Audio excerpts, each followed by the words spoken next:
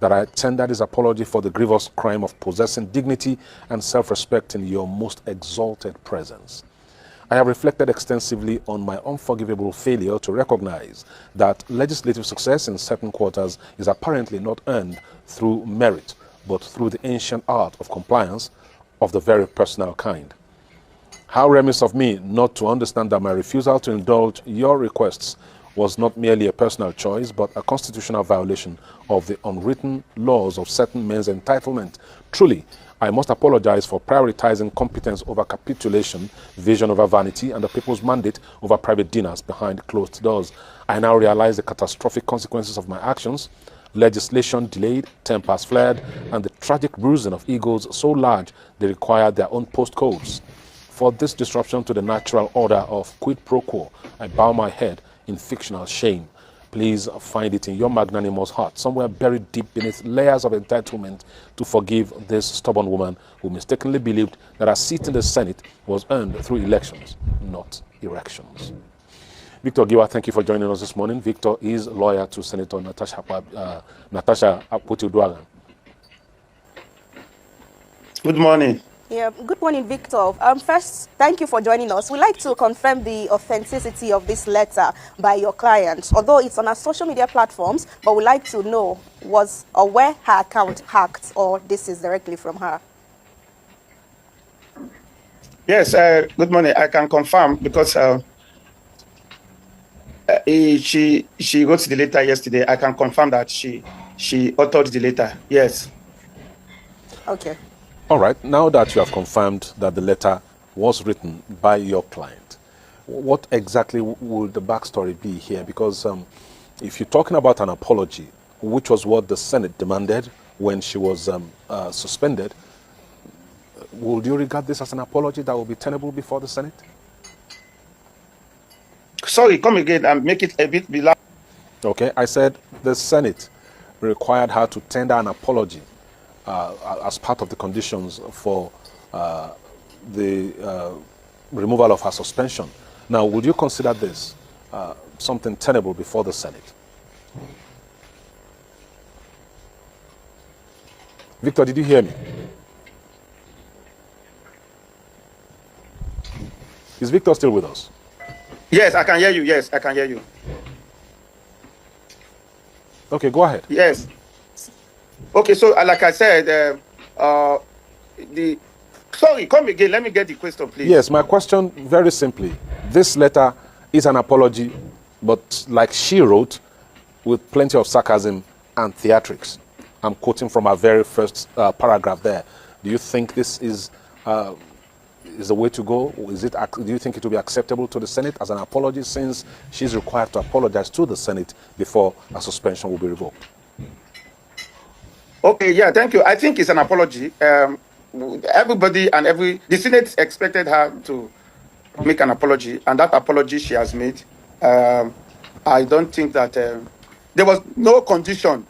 There was no condition attached to the apology as requested by the Senate, and I think that having written that apology, it will be in the interest of peace and reconciliation to accept the apology. Because, like I said, the apology was there was no condition attached to the apology.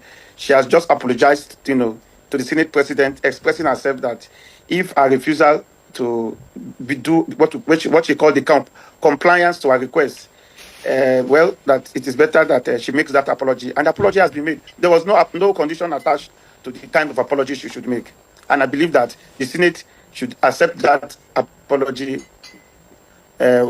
wholeheartedly and recall her so that we can be done with this issue of suspension. So for some people, some of the reactions under the comments will be that, oh, because you've been off our faces for some weeks and even days, that's why you brought this back to be in the news again. Do you see it like that? Because the argument would then be that you are not talking to kids. You by yourself said you are doing sarcasm. How are you doing sarcasm with a body as the Senate of a country? Well, well, it depends on whoever is. The letter actually is meant for the Senate and directed to the Senate President. Apart from the Senate President, no nobody should also be concerned about the nature of what is written in the letter. Whether people feel that she's out of the news and she's trying to bring herself back to the news is immaterial. What to me is important is that she has made an apology and has directed it to the Senate President. Maybe it will even help the Senate President to move forward with this, to go ahead with this to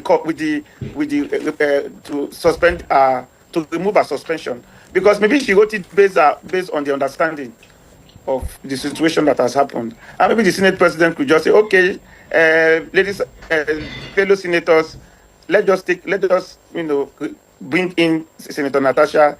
This lady is one of our sisters. She's a colleague.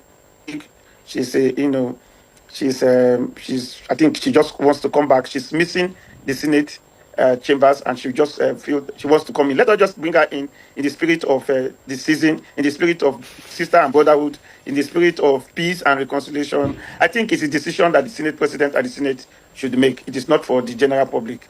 Okay, so if you say that this is an apology, a sincere one, does it mean that she's accepting that she really goofed as she's been accused of?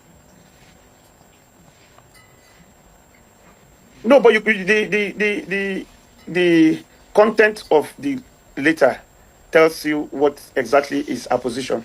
That the fact that she has insisted that her right as a senator and her seat is not based on election, but by election. That she apologized if that is what offense is. If that is how it is felt, that for you to be a senator and for you to have the right to your seat, you have to kowtow to the yearnings and the request of people who believe that they are entitled to whatever ego they have.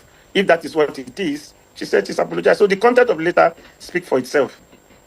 The content of the apology speaks for itself. All right, Victor, we thank you very much for talking to us this morning, giving us clarification on the source of the letter, and of course telling us your thoughts concerning this satirical letter by your client, Senator Natasha Akpoti-Uduaghan. Thank you very much, Victor. Thank you so much for having me. All right. What a letter. What a letter that is. Yeah, but the lawyer saying that this is something to be taken seriously because she was not told what tune, what mood, the theme of the letter she should write. This should be accepted.